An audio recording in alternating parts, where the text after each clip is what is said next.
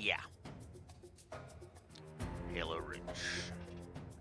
The first, and if I have anything to say about it, not the last co-op stream I'm going to be doing. But we'll figure all of that out at some other point. Possibly Saturday, we'll see. So, Halo Reach, we got it done in one session. About 6 hours.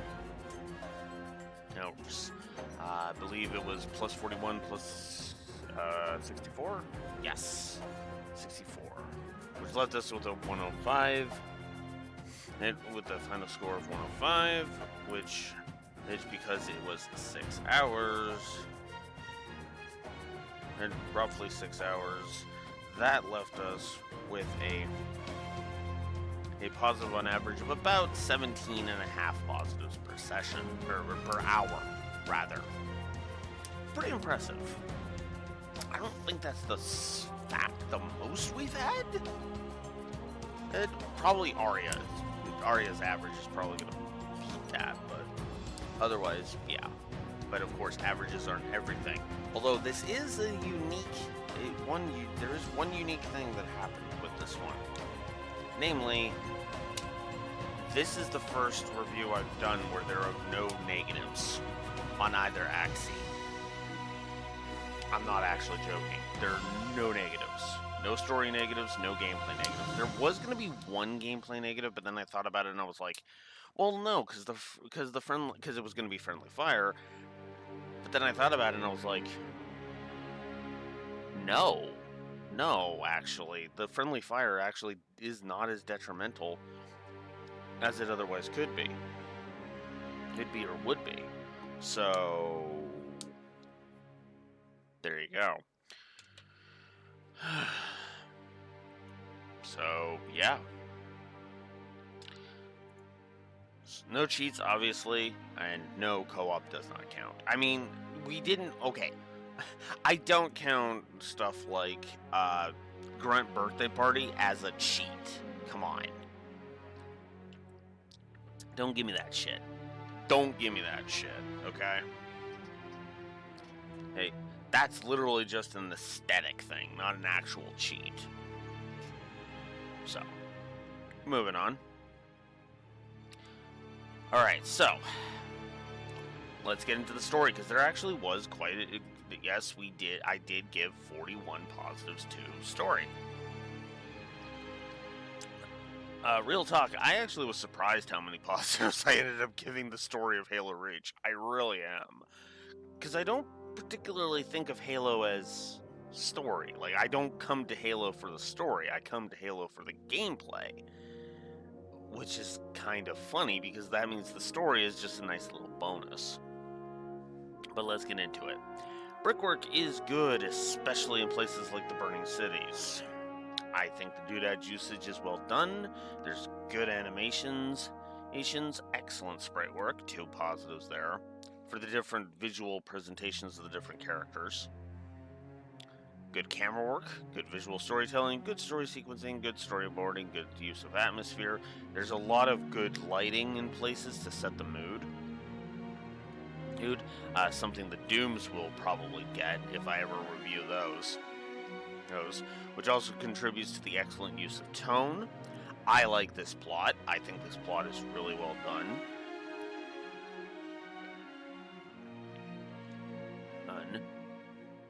And which is funny because it's kind of up in the air.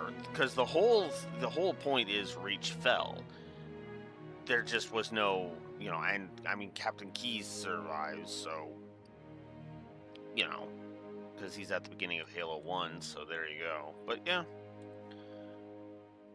the theme of persevering despite the odds, I think, is well woven into the entire narrative, and my people agreed, my co-op partners agreed. Some good music direction, some good voice acting, with some good banter, dialogue, and pacing. Also, I love the lead into Halo 1, so an external continuity plus there. Good visual continuity, and some good world building for a total of 23 presentation positives. As you can tell, most of the positives that the majority of the positives are all on the presentation, because of course they are. Like that's not even a question, you know.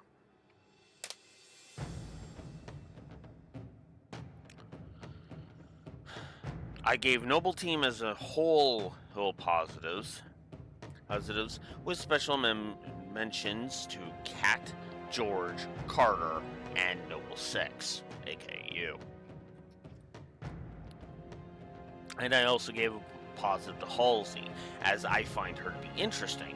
She is arrogant as fuck, but at the very least has some good back and forth. It's not just I am an arrogant bitch and I am correct. No, there's pushback, right? She's like, you should be at a holding cell. How about you go into that holding cell right along with us, because as you're obstructing a military operation. Love it.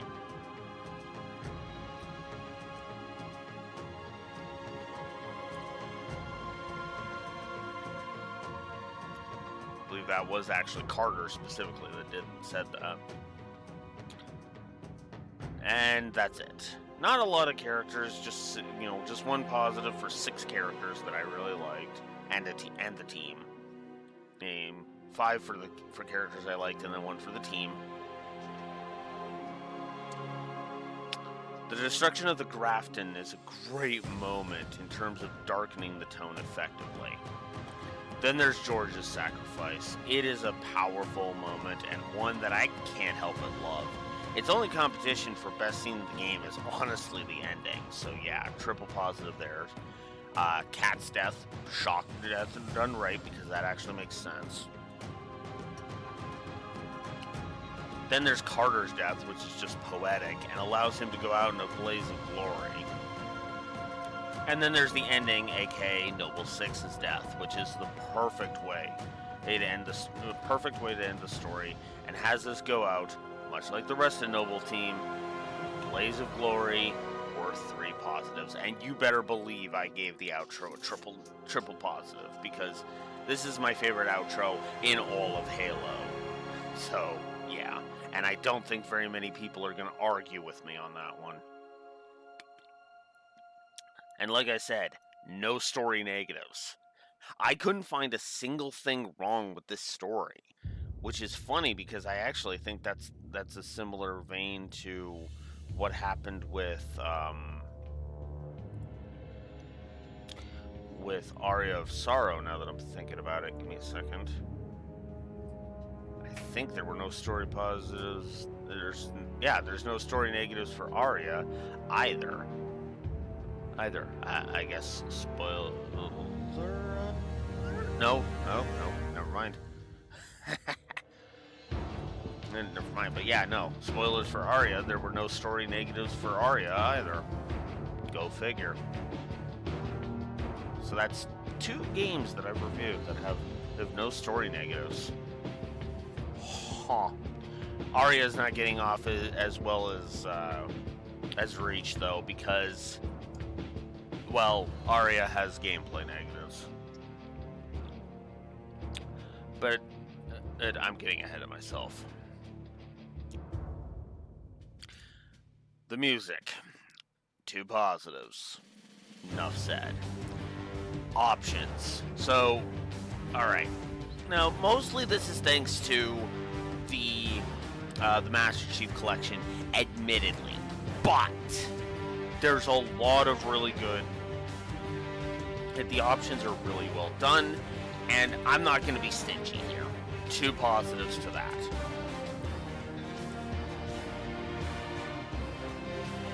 Then I gave a triple positive for the skulls. Do I even need to explain myself here? Here, they vary the gameplay up awesomely, work as built-in cheats, and add mutators to the difficulty for a total of a triple positive, because holy crap. And then I gave a triple positive to the co-op, because it's just plain awesome. Full campaign, makes missions even more fun, and it's just plain fun to drop in and drop out. The missions are completely doable solo, but they are just fun as fuck when it comes to going co-op. And that's good co-op, in my opinion. Don't make this. Don't give me the go co-op or get fucked crap that Borderlands and 3 pulls. You know. I like the armor customization. I think there's good tutorialization here, good viscerality. I enjoy the the gunplay very much, to the total of 2 positives. Positives. Not my favorite gunplay in all of FPSs, but definitely good. Definitely good. The variety of the guns and the itemization in general, especially with the skills, that's a triple positive. I gave a positive to the HUD. Good gameplay. I'm assuming that what I'm meaning is good gameplay pacing there. I'm like, I gave a general gameplay positive? What? That's just weird. No, gameplay pacing. Gameplay pacing is more than likely what I meant there. The menus are good, thanks to the Master Chief Collection. Quality of life, thanks to the Master Chief Collection. I like the enemy animations. The enemy AI is just fun. They're not ridiculously smarter than they should be, but they're also not stupidly rock stupid, like say in Valkyria Chronicles, to be kind of irritating. There is also good enemy variety and good enemy design, as well as good encounter and mission design, and good terrain design. It's all here. All that stuff is good, along with good visual distinction. 32. Half of my gameplay positives are all on presentation. Yeah. Forge mode, love it. Triple positive.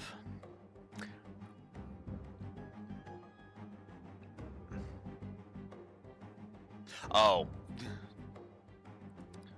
Excellent mid missions. Apparently, I didn't know how to. I did not type good that day. Holy crap! Excellent mid-mission checkpoints. I think this is some of the best checkpointing in all of FPSs. Triple. And when you really dig into it, there is some insane info in game, especially thanks to the Master Chief Collection. So that's a triple. That was in Chaos talking me into that one. And I agree with him on that.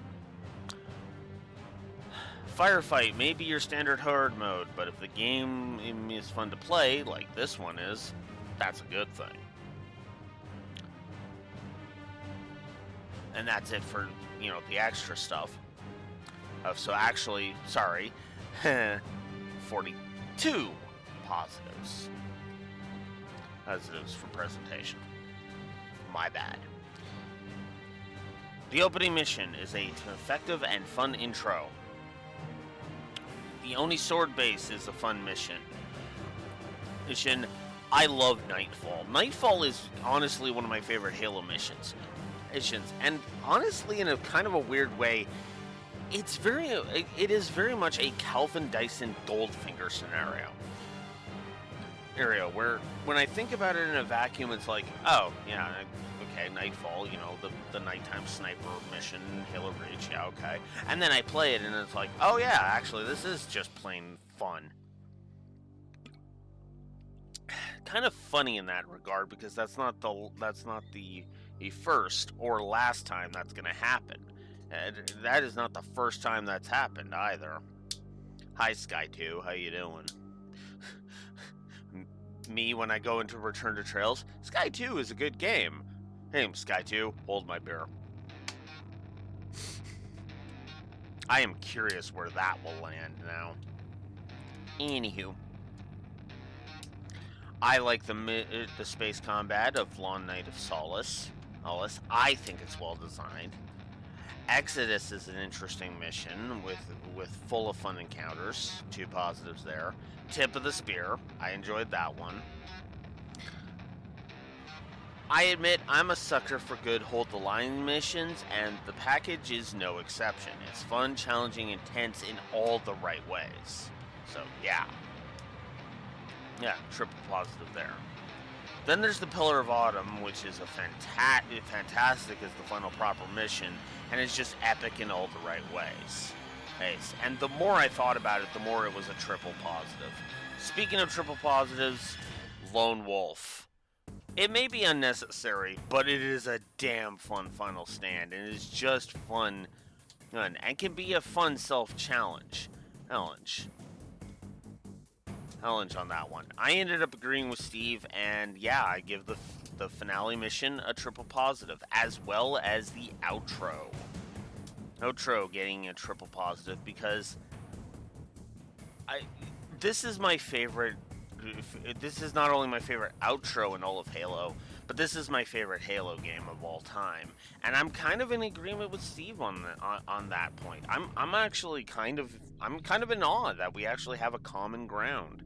Now, if only other thing he and I could see eye to eye on other things like, oh, I don't know, leaving internet drama in the toxic cesspit of Twitter where it fucking belongs. But that's a separate issue. Also, do you even need to ask if I'd replay this game again? I would be up for another Halo Reach playthrough, like, now. If Compass says, "Hey, I want to stream Halo Reach," I'm down. If Steve wants to stream Halo Reach, I'm down. Enough said, really. Anywho, that's it for me. Hey, that is Halo Reach, ladies and gentlemen. I did not spend a lot of time on this one, and as you can tell, but I mean, it's Halo Reach. Am I really going to be spending that much time? I'm explaining why I love Halo Reach. I've got a 6-hour stream that explains how awesome Halo Reach is. Halo Reach, it comes with my highest recommendation ever. If you have any interest in JRPGs, in any interest in co-op games, you owe it to yourself to try out Halo Reach. You don't even need to play the rest of the series, I think. But, well, Steve and I will be at least going through more of it. But that's for some time in the nebulous future, because next up is a rating video that I've already recorded, namely Fire Emblem Warriors.